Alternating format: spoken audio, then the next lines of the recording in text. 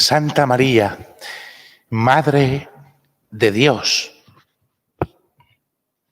ruega por nosotros, pecadores, ahora y en la hora de nuestra muerte. Amén. Todos hemos aprendido, hermanos, estas palabras de memoria. La mayoría, si no todos, las habremos aprendido desde pequeños, cuando nos enseñaron a rezar. Y quizás nos deberíamos parar a mirar con más profundidad lo que estas palabras significan. Pues porque damos por hecho que la Virgen es la Madre de Dios, ¿verdad? Y la miramos como tal, Nos acogemos a ella, invocamos su nombre, acudimos al auxilio de su intercesión en tantísimas ocasiones.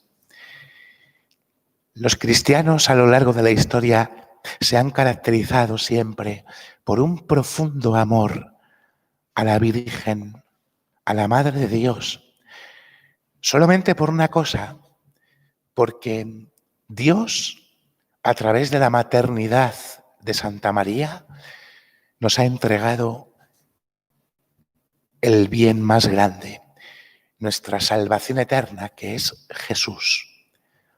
Jesús, que es el nombre que María y José le pusieron a su propio hijo, como hemos escuchado al final del Evangelio, tal y como lo había revelado el ángel antes de su concepción. Le pondrás por nombre Jesús. Y María y José, que se fían de Dios y que le hacen caso, y le escuchan, a los 8 días acuden a circuncidar al niño y le ponen por nombre Jesús, que significa Dios salva. San Juan Pablo II quiso instituir la fiesta del Santísimo Nombre de Jesús, que antiguamente se celebraba hoy también, porque hoy es el día en que la Virgen le pone este nombre a Jesús, al Señor.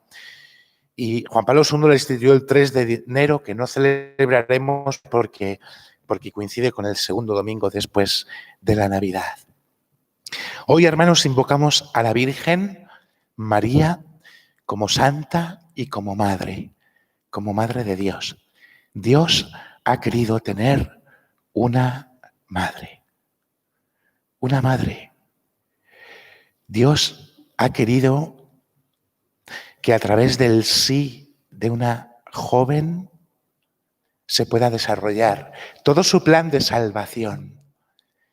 De la misma manera, el Señor, hermanos, también espera un sí de nuestra parte.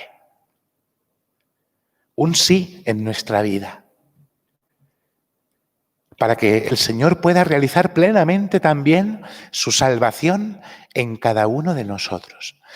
Y el sí que debemos darle, si queremos que sea como el de María, debe ser un sí sin condiciones, incondicional, un sí amoroso, un sí a que la voluntad de Dios se haga en la nuestra, un sí a que se realicen los planes de Dios, que tantas veces, hermanos, no coinciden con los nuestros. Un sí a los planes de Dios que tantas veces nos pueden resultar inciertos, que no entendemos. Pero sabemos que el Señor es el Señor del tiempo, el Señor de la historia, el Señor de la vida. Y todo lo que Dios hace, al final sabemos que lo hace bien, porque Dios es Dios y nosotros no lo somos.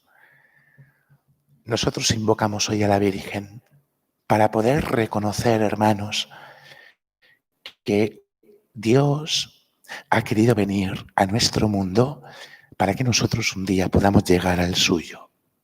No hay otro motivo. Y por eso invocamos a la Virgen como Santa María, Madre de Dios, tal y como la definió el Concilio de Éfeso en el siglo IV, que nos queda muy lejos, ¿verdad? El siglo IV. Pero tuvieron que definir el dogma de la Virgen como Madre de Dios. Y fijaros, el problema no era la Virgen, porque todo el mundo tenía claro que la Virgen era madre.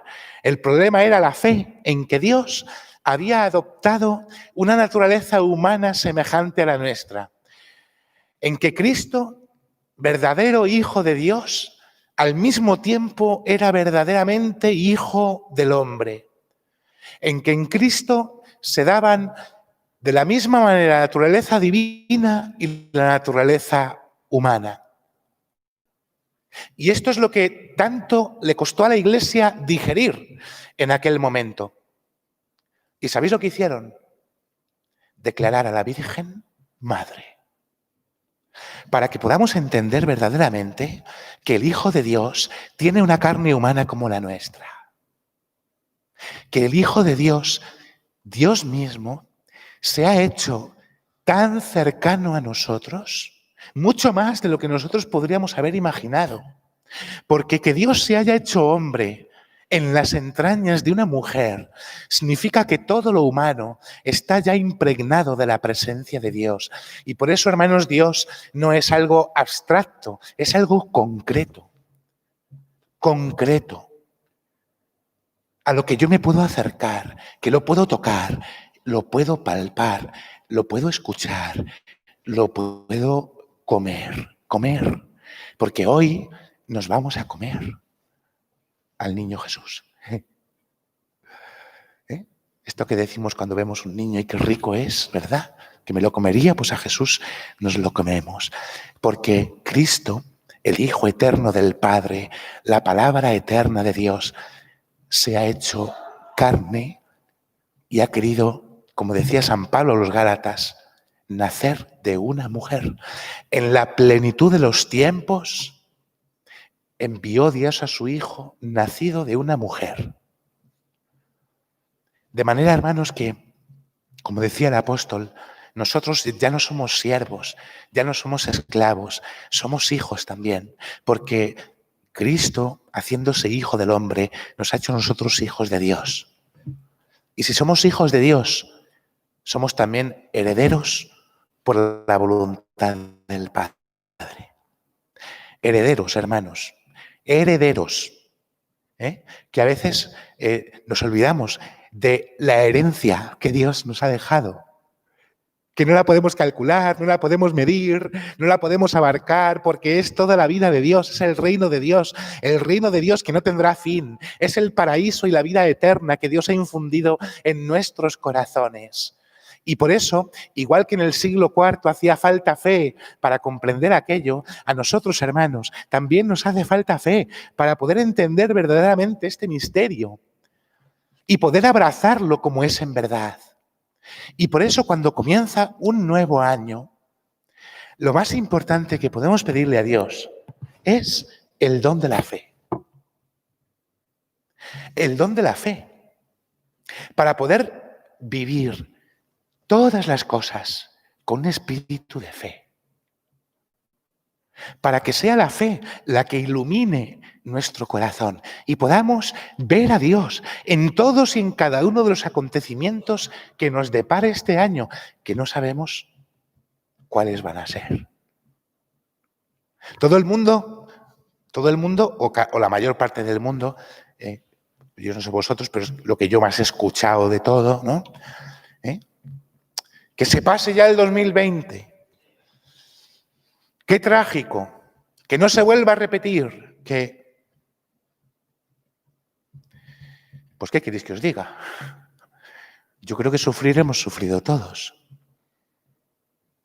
Pero si no tenemos la capacidad, hermanos, de darle gracias a Dios por el año que termina, si no somos capaces de agradecer a Dios, cualquier esperanza que tengamos en el año que comienza es una esperanza vana, porque la esperanza es un don que nace de algo que Dios infunde en nosotros. Y porque desde el momento en el que Dios se hizo hombre en la plenitud del tiempo, desde aquel instante, hace 2000 años, cada año ha sido año de gracia del Señor, porque Dios se hizo hombre. Otra cosa es que dentro del año de gracia del Señor haya situaciones difíciles, dolorosas, que no entendemos y que nos cuestan. Pero las situaciones dolorosas no dejan que el año que uno vive deje de ser un año de gracia. Y por lo tanto, un año en el que el amor de Dios se sigue derramando. Por eso hace falta, hermanos, que nosotros como María aprendamos a guardar las cosas en el corazón meditándolas constantemente. Oye, ¿cuántos de nosotros hemos guardado en el corazón la pandemia en la que todavía estamos y la hemos meditado? O más bien nos hemos rebelado contra ella y nos hemos quejado. Y no hemos entendido que no deja de ser una palabra maravillosa de Dios, porque a Dios no hay nada que se le escape y todo entra dentro de su plan y de su historia de salvación conmigo. Por eso, cuando comienza un nuevo año, podemos estar contentos, porque lo único que sabemos es que está en las manos de Dios. Dios que ha querido además ser Dios con nosotros, el Emmanuel. Y por eso, hermanos, podemos estar tranquilos, porque teniendo a Dios con nosotros, lo tenemos todo y nada nos falta. Y si pensamos que nos falta algo, quizás es porque debemos todavía descubrir que Dios quiere serlo todo en nuestra vida. Y es así como podemos entender esta bendición preciosa con la que Dios bendice a su pueblo, que hemos escuchado en el libro de los Números. El Señor te bendiga y te proteja, ilumine su rostro sobre ti y te conceda su favor. El Señor te muestre su rostro y te conceda la paz. Los que han sido cristianos a lo largo de la historia han entendido que de lo único que Dios les tenía que proteger era del pecado, del mal y de la muerte eterna. Bien podríamos pedirle a Dios que nos proteja de pecar cada día. Los que han pedido a Dios, Señor, guárdanos, bendícenos, lo han hecho con la certeza de que Dios les debía guardar del maligno, que es el único que puede romper nuestra comunión con Dios. Y los que le han pedido a Dios a lo largo de los siglos, porque le han amado, que iluminara su rostro sobre ellos, lo han hecho con la certeza y la confianza de poder ver el rostro de Dios, incluso en los acontecimientos más difíciles, porque la luz, hermanos, sigue brillando en la tiniebla, aunque la tiniebla no le quiera recibir.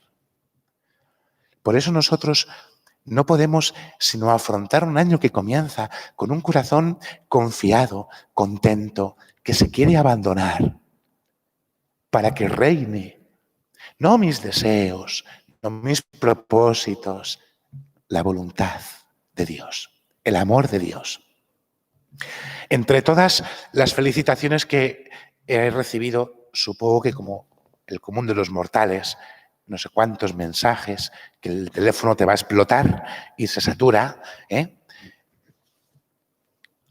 habido dos que me han gustado muchísimo. Uno era, que lo habréis visto muchos, parafraseando a Santa Teresa de Jesús.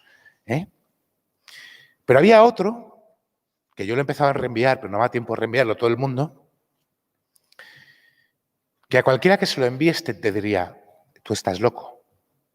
Y decía así: para este año nuevo que comienza te deseo la misma bendición que San Ignacio de Loyola le dirigió a sus hermanos jesuitas antes de morir. 3 cosas. Te deseo que siempre tengas un enemigo. Te deseo que siempre tengas un trabajo que supere tus fuerzas. Te deseo que tengas siempre la certeza de tener menos dinero del que te hace falta.